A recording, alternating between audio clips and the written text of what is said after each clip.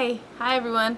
Welcome to the Artsy Knitter. Thanks for joining me. If you are a new viewer, welcome to my crazy world of art and knitting and textures and color and fun and motherhood, silent retreats. Pardon me. So let's start off. It's going to be I think a shorter episode today, but we'll see. See my new book. It's called Imagine. I'm so excited to get a new journal to kind of put everything in, jot down my ideas, things I want to share with you guys. But let's start right away with under the ramblings section, where I can talk about just about anything. It's gratitudinous. I think we are at 74 artsy peeps. I want to say gratitude. Emma the Band Greek, Linda B, who Emma, I think you did an intro in our intro section or thread. Awesome, thank you. I get to know and connect with you. K Girl Knits, who is an Aussie. Woo! I'm getting more and more Aussies in my group. I am so proud. I've got to tell my guy about that. He's in Melbourne, and so is she. Chaotic and Crafty. And then our first iTunes follower is Crafty JT 0503. Long name. But welcome. So 74 artsy peeps. And as I say, our first artsy follower, that means yes, we're finally on iTunes. Now get this though. I only have 3 episodes up. I'm having problems uploading all the past episodes, so I'm going to get there. But still, go ahead and subscribe down here to the YouTube channel, but go on to iTunes. Leave us a review, please, please, pretty please, with cherries on top. Please. And a star rating. Now, this review and star rating really helps other podcasters, knitting podcasters, come up on the searches on iTunes, because we're almost non-existent on there. So it helps a little bit. But when you're going onto iTunes, in the iTunes store, you click on podcast, just put The Artsy Knitter as all one word, smooshed together, and you'll find me. You'll see the logo that you recognize. And I don't think all the reviews show up right away until you have a certain amount. So get in there, please help me. I know I have a very active Instagram group, so my Instagrammers, I'm calling out for you. Okay, so that is one bit of exciting news. Oh, did I mention also Sharby? I guess it would be Sharby and Homespun. So Home-Spun, who's also a podcaster, has just joined our group.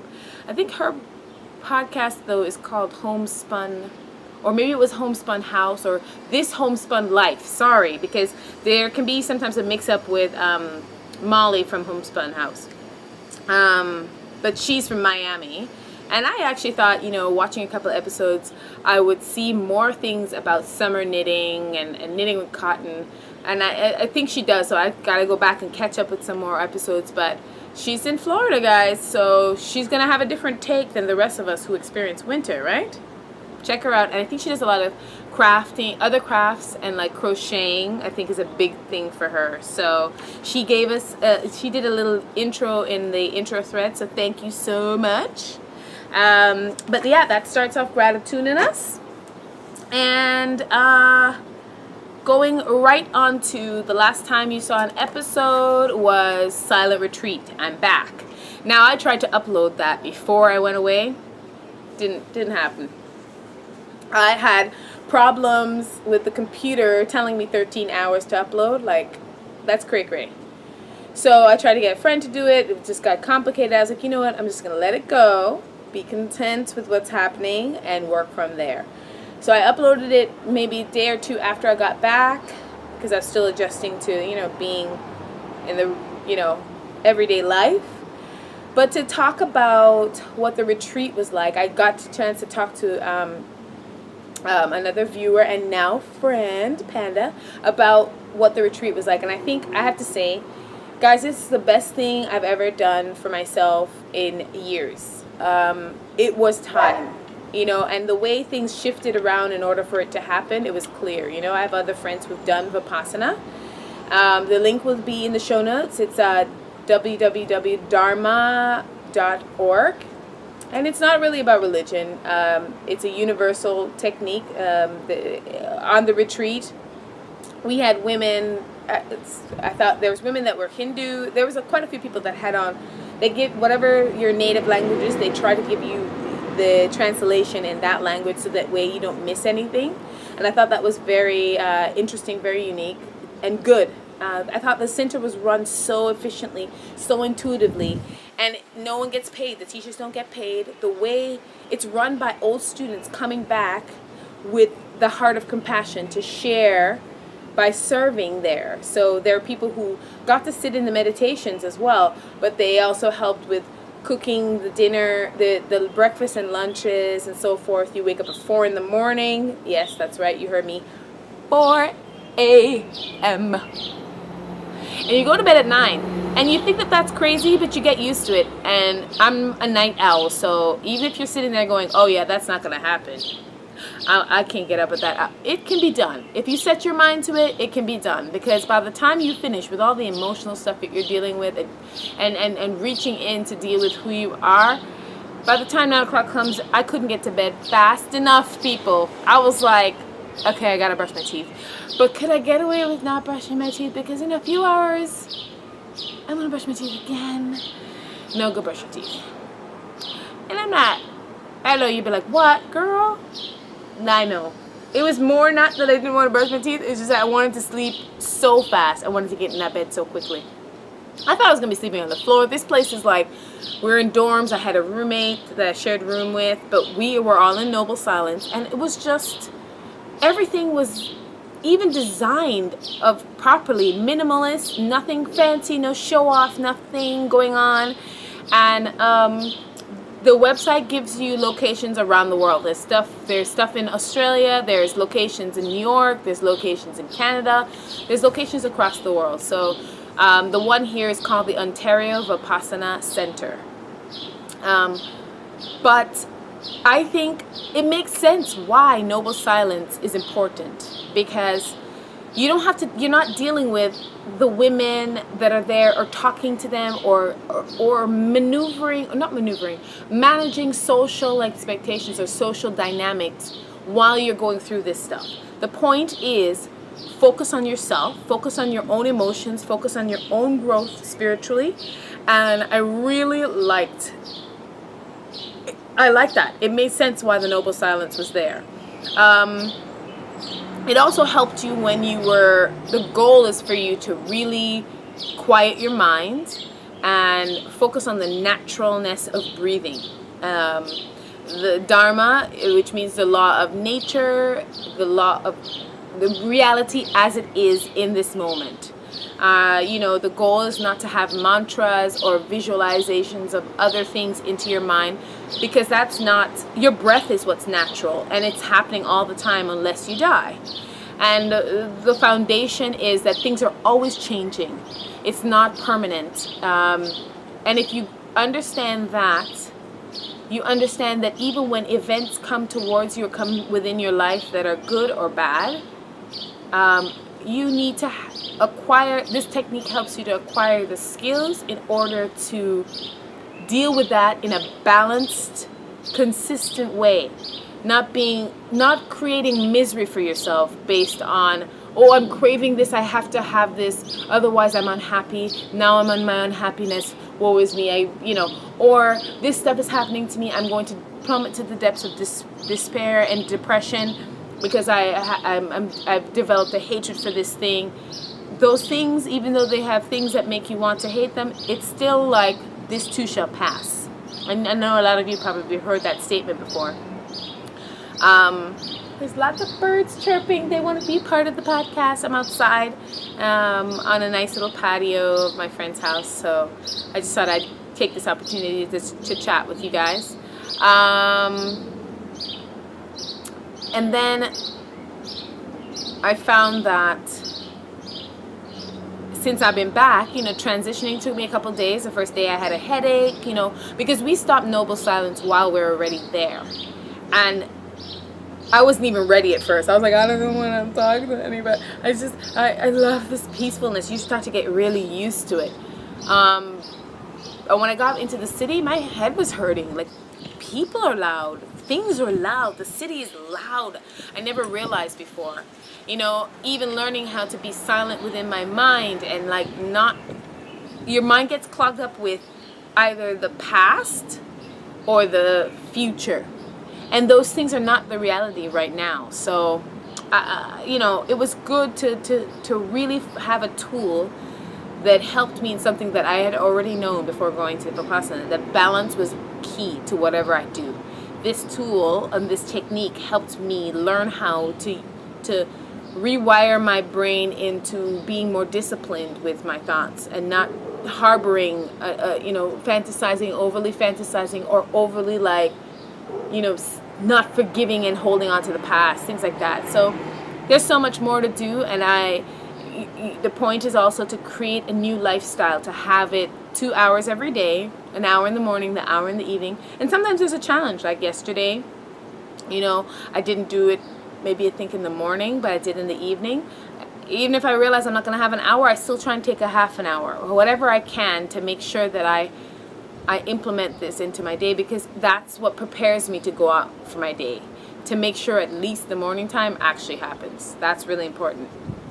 So yeah, I don't know, I feel so light. Like, I've had a lot of people that I've interacted with since I've been back. I've had people close to me go, you know, like, without really realizing, we're like, you know, you seem so much calmer and more relaxed than I've seen you in a long time. But yeah, as time goes on, I'll share how it's impacting my life. But I just wanted to give you the heads up. I think I've kind of gone over most of the parts of what it was like. When you go on the website, there's so much more. There's things that you can read and so on, but really you have to experience it. They don't try to convert you at the end. No one trying to get you to become Buddhist or whatever, or change your religion. It's a universal thing. Like, there are people from all walks of life and all religions that have gone and done this technique. So you don't have to worry about that. But yeah, it's good. So yeah, that's kind of like my quick update. If I miss anything, I'll tell you in the next show. Moving on. Worldwide Knit in Public Day.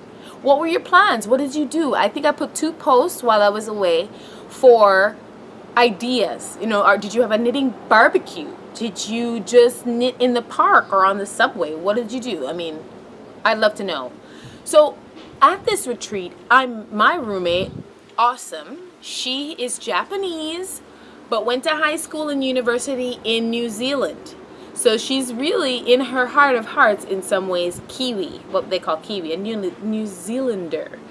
And as you know, that's close to Australia, so I was kind of like all excited. I could hear it in the accent when we first got there, but I was so focused on like being in the zone for the retreat that I didn't push conversation. I was just like, oh, hi, how are you, da, da, da. So after we broke Noble Silence, we really bonded, and so she lives in Toronto. She just moved here 2 months ago, and I got her knitting. The day we hung out, we were working on some ideas, and I was like, okay, maybe knitting will help the idea that we're working on, whatever. And she just got like locked in. She got needles, and she has knitted in 15 years, so she's learned before, but it just came back like nothing. And that was really exciting.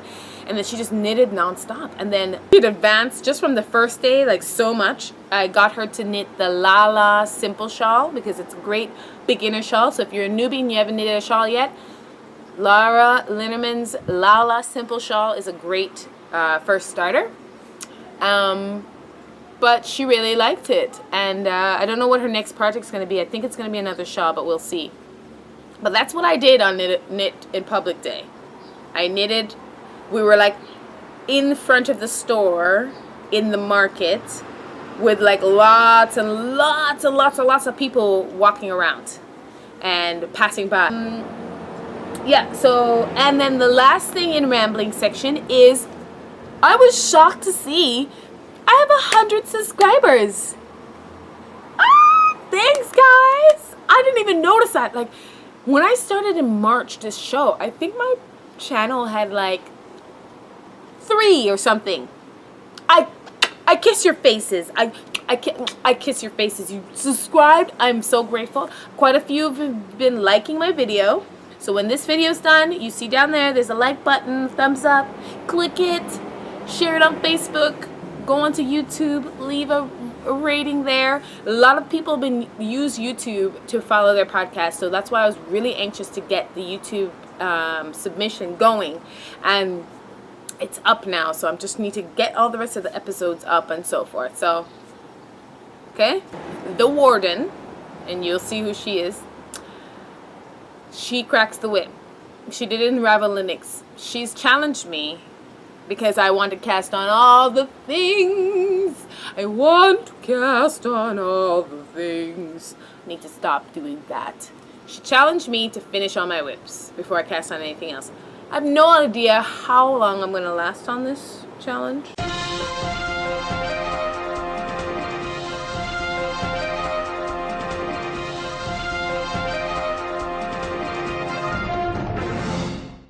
So, I know I look very different. Little one is here for a short little guest appearance. I was editing my latest episode coming up, and I was like, I really feel like I want to talk about this specific piece that I'm knitting. Now, I think I've mentioned so far that I am on lockdown, knitting lockdown by the Knitting Warden, who you'll meet more about her in the next episode.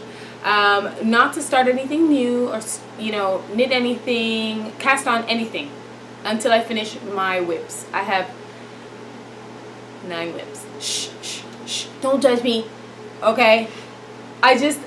Some of them were like hibernating, and I put them back, blah, blah, blah. Story. Yeah, I know. You're like, Trudy, like what? True, get the whips done. So I'm doing that. But I couldn't help myself. So I was having a virtual knit night. No, actually in the day on Google Hangouts with one of my viewers and friend now. Panda Loves Yarn, and she's awesome. And we were just talking about podcasting, and she can tell that a little bit about my taste. So she was just started getting excited, and I guess she wanted to get her husband more involved. And she started to say there's this amazing new little podcast that is maybe 4 episodes. 4 episodes, that's what I mean when I say little. It's not little, it's awesome. And they're from England, and the podcast is called the Bakery Bears Podcast, with an S. And it's Obi-Wan Knitter. He's saying Knitter now instead of Knitter. And Brinery Bear is her name on Ravelry. So I got hooked on them as a podcast, and they're so charming, so funny. Just her energy made me want to knit this bear even more. And I think I'm going to knock off a few of my Christmas gifts. So I'm squeezing in secretly under the Knitting Warden's nose this knitting pattern. I'm going to be in so much trouble. You're going to have to protect me. Okay, I know. So, actually, little one was not supposed to see this bear at all, and I forgot it on the table this morning when she just saw it in the morning. I'm like, ugh, but she hasn't seen the first one that we did another one. That's why she's like, put your head in there.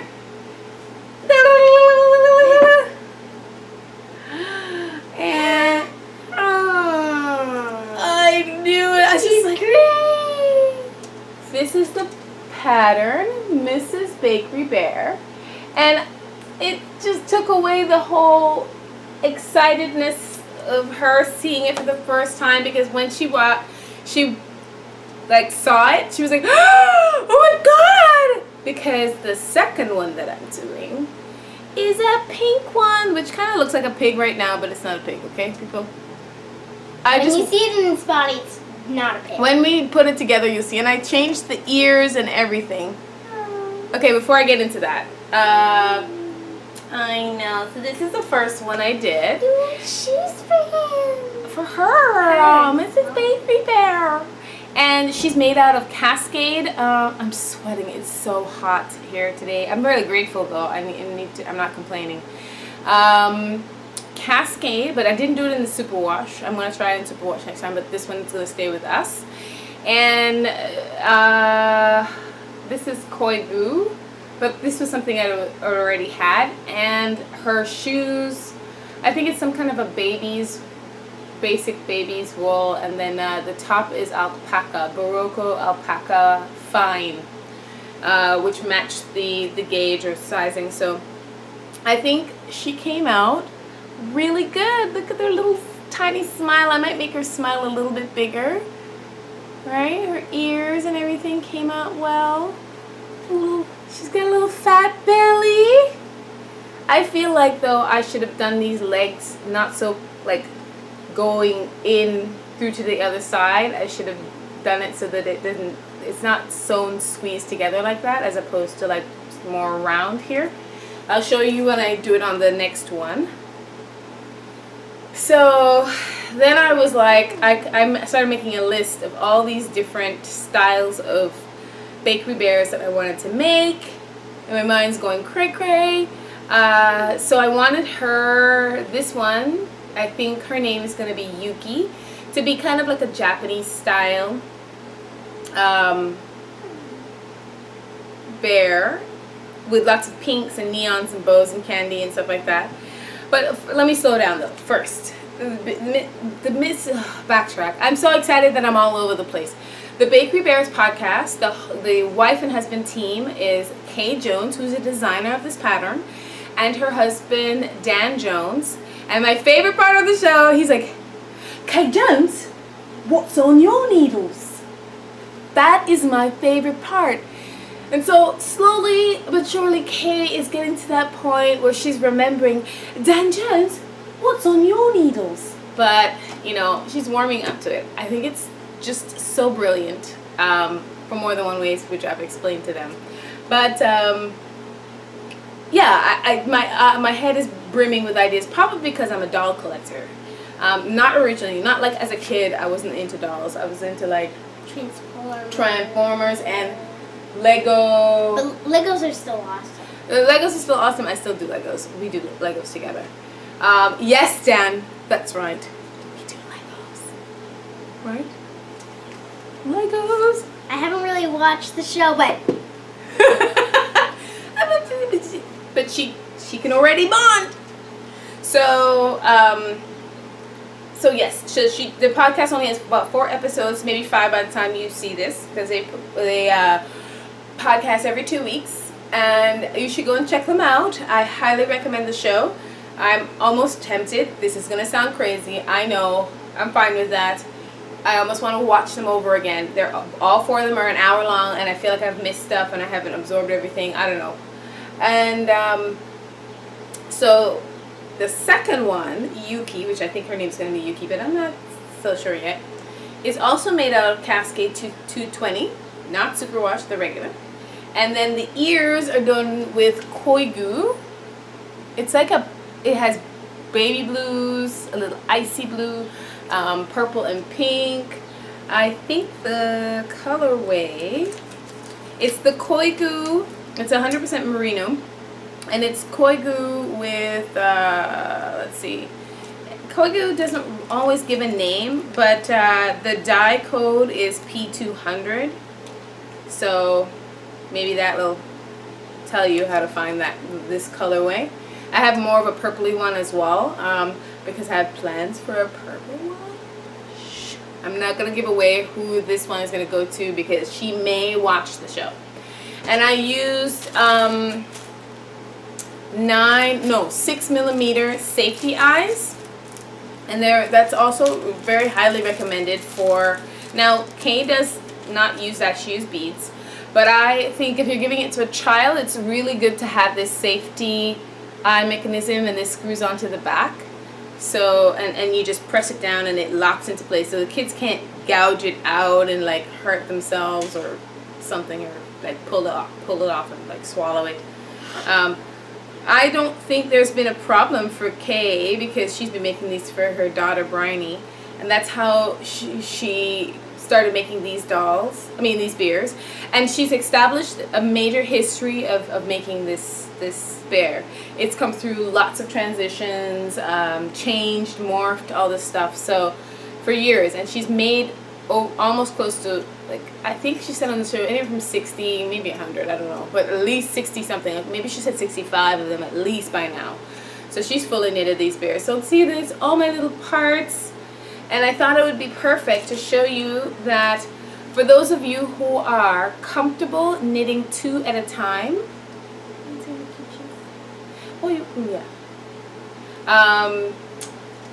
I'm doing the legs and the arms 2 at a time.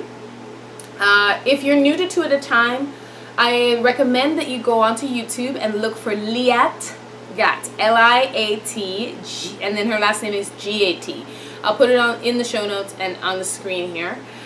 She has a video called 2 at a time anything, and so I have it here. I'm doing magic loop 2 at a time. Liat does that in continental and English. She does her videos very comprehensively, and if you can see, I thought it would be good to show you. Here's the beginning of the feet. I've just put them on waist yarn and all that. I'm not trying to give away too much of the pattern here, but I figured out as I was doing this as well how to.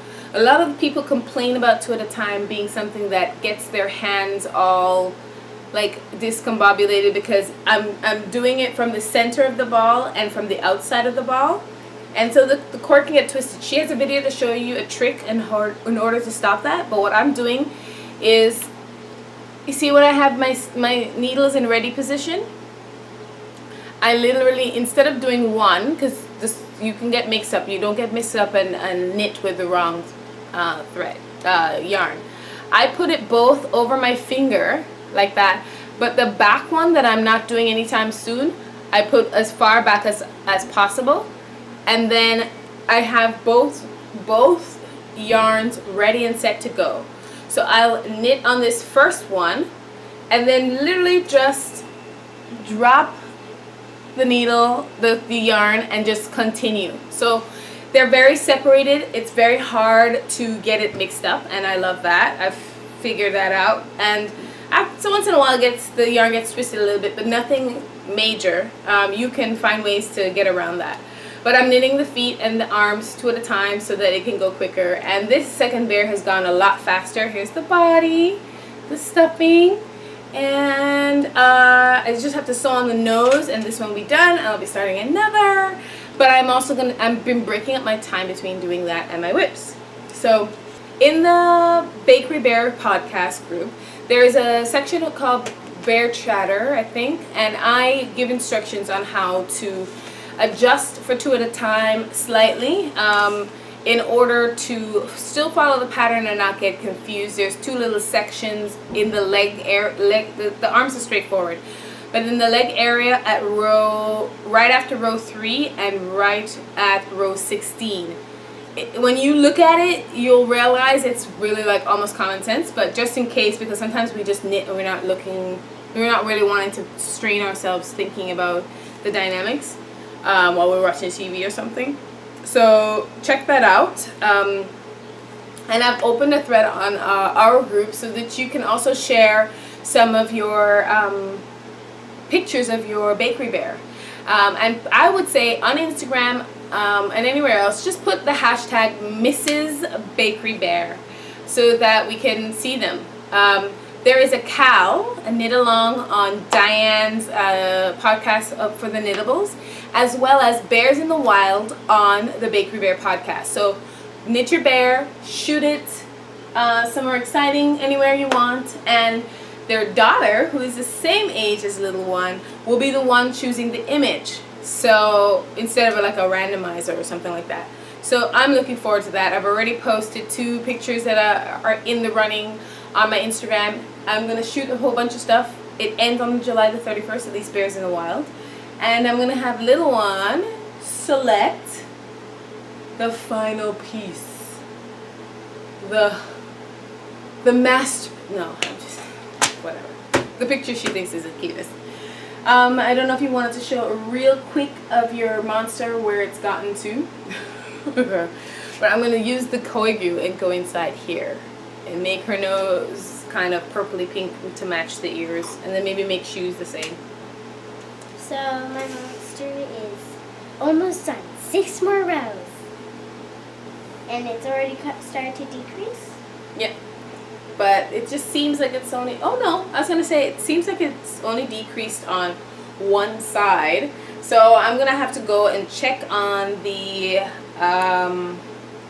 pattern just to make sure it's on point. Do you want to hold it up to the screen?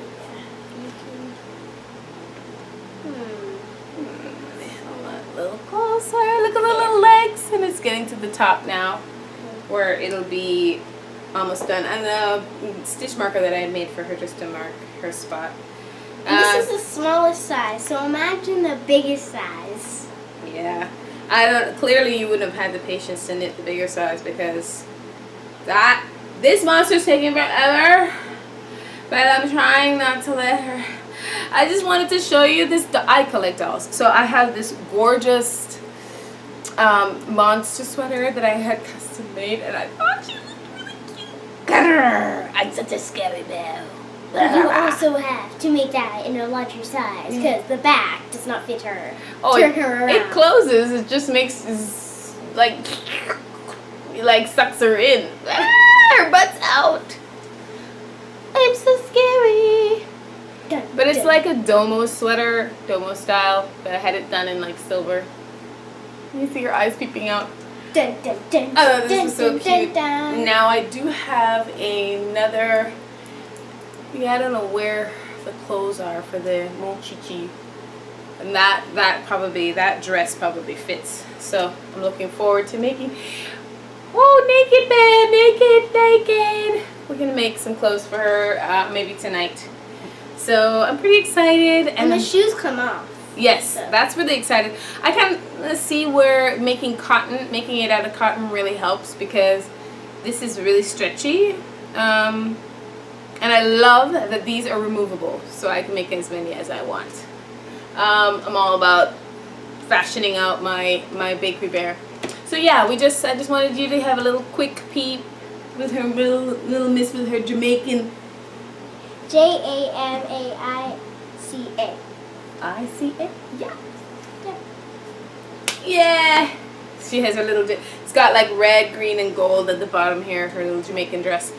But yeah, so I just want to quickly come on and tell you about these guys. Feel free to go on and grab purchase a pattern and knit along with us and enter into the Knittables and the Bakery Bear podcast, Cal. I thought it'd be kind of weird without permission, I guess, to put a cow for it in my group. I don't know. I haven't thought about it. I'll be doing so many more of these, so I'm not really worried about it at this very moment. But, like he said, take a picture, like catch the pattern, take a picture, like the bears in the forest. Yes, and enter it into Bears in the Wild competition on the Bakery Bears podcast. Okay, anyway, we've said all that. I just wanted to insert this really quick into, so I look, we all both look very different, but I wanted to put this in episode, I guess will be 10. Alright, see you guys. Bye. But I'm going to give it a good red hot go. Now what that means is that it's going to be a challenge to have some content to podcast, talk to you guys about.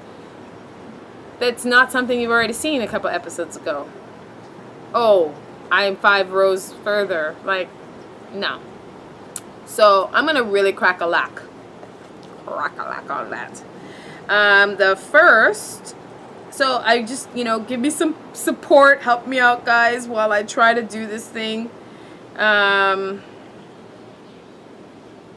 going to show you one of the first. Actually, I'll just put it like right here. The global warming, because I think the glare you're not going to really be able to see. Global warming I'm working on.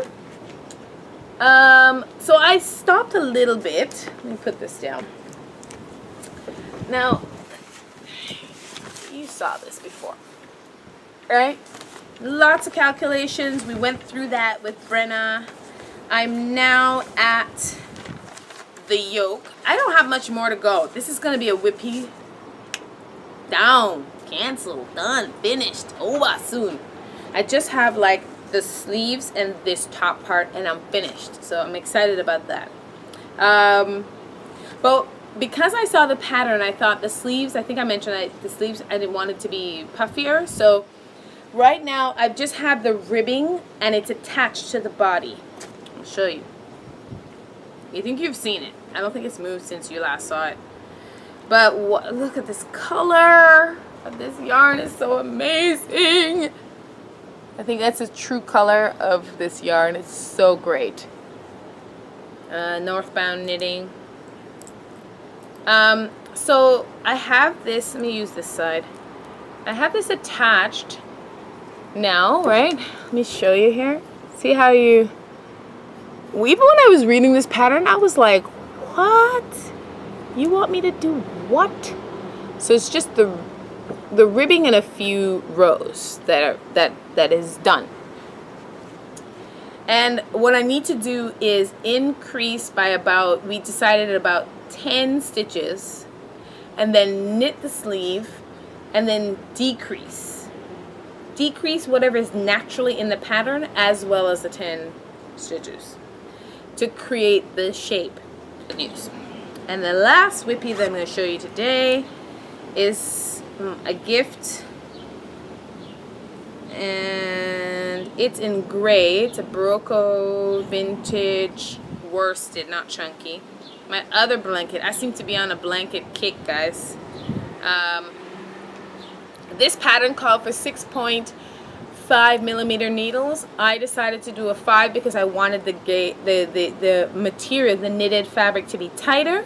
I didn't want to go to single crochets like Positively Knitting. I think it's Nicole. She did single crochets. I wanted to have the half double crochets, which are in the pattern. I can't talk too much about it, but my advice to you guys would be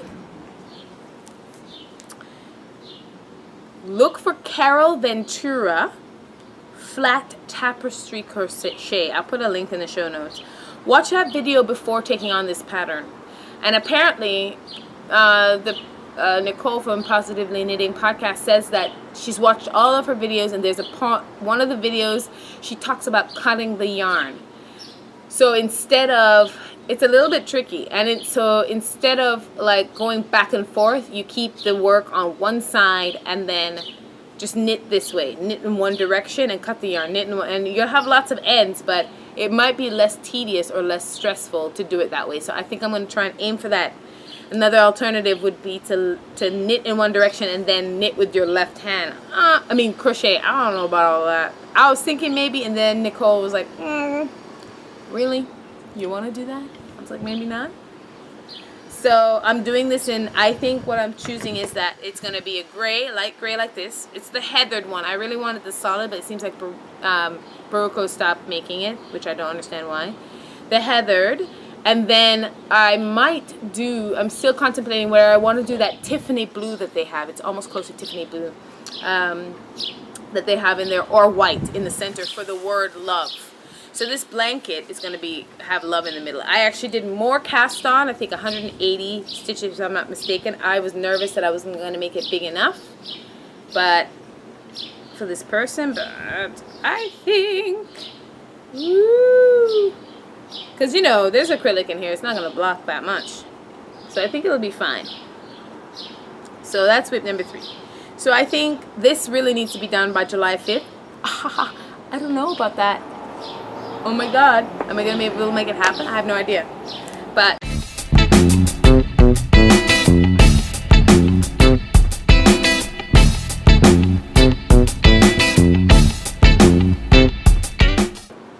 moving on to Truly Recommended.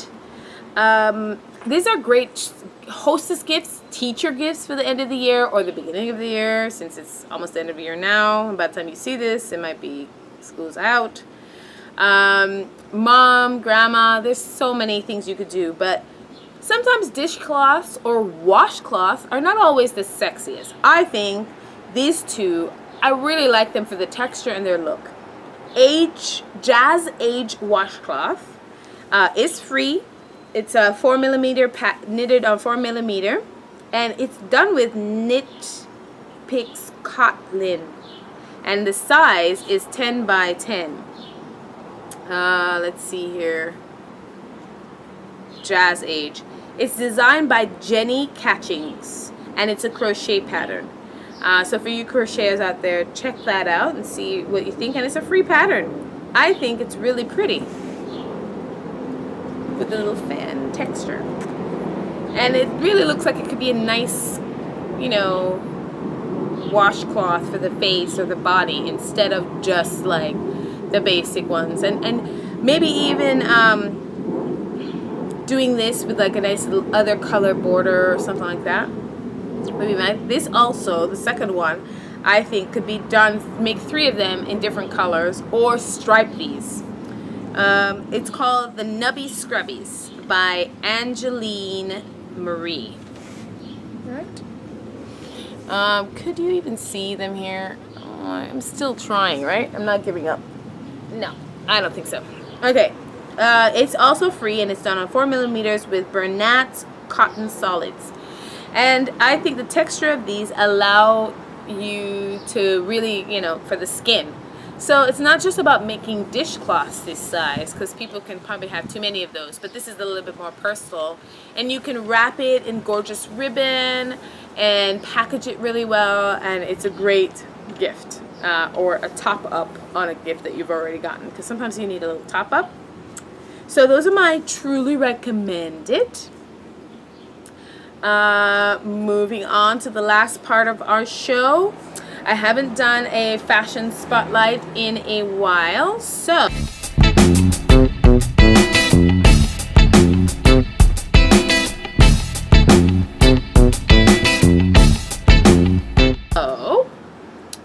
this is the fashion spotlight. I think Uma Wang is a designer that I wanted to show. Now, I'm gonna put a disclaimer. Maybe you live in a small town, or you live in a, or your aesthetic is not this aesthetic. When I do a fashion spotlight or I put images at the end of the video, it's just to stimulate ideas. You might see an outfit that you would never wear because it doesn't suit your body type or your how tall or short you are, but the thing had a color combination and you were like, ooh, and she's dark hair like me, that could work. It could be like that, right? So just watch and listen with an open mind, right? You could be a designer. I think I have designers that watch my show as well. I want to be able to share some of the things that I see, and that might stimulate ideas for you. So our spotlight is Uma Wang. Her label, launched in London 2005. She studied at the Chinese Textile University, and drumroll please, Central Saint Martin. Guys, you don't understand. This school is like my dream school. Like, if money was not an option and I could just pack up and go anywhere and educate myself, besides maybe Switzerland, or Paris, or France. I think it's free there. Anyway, I would go to Central Saint Martin. Alexander McQueen is my #1 absolute favorite designer, including obviously Jean-Paul Gaultier, and Vivienne Westwood, and Karl Lagerfeld, and so forth. But Alexander McQueen went to Central Saint Martin. I would just want to and I find that every time I stop and look at a designer that has some kind of an impact on me visually, what happens? I look at their bio, Central Saint Martin. Okay, this, I believe, even though FRT and Parsons is really great, premium schools, Central Saint Martin in London is one of the best schools for fashion, photography, the arts. I just love the school with a passion. And I'm actually going to make it a mission for myself, a personal goal. They have sometimes these 2-week like workshops, intensives that you can take, I'm going to take one, guys.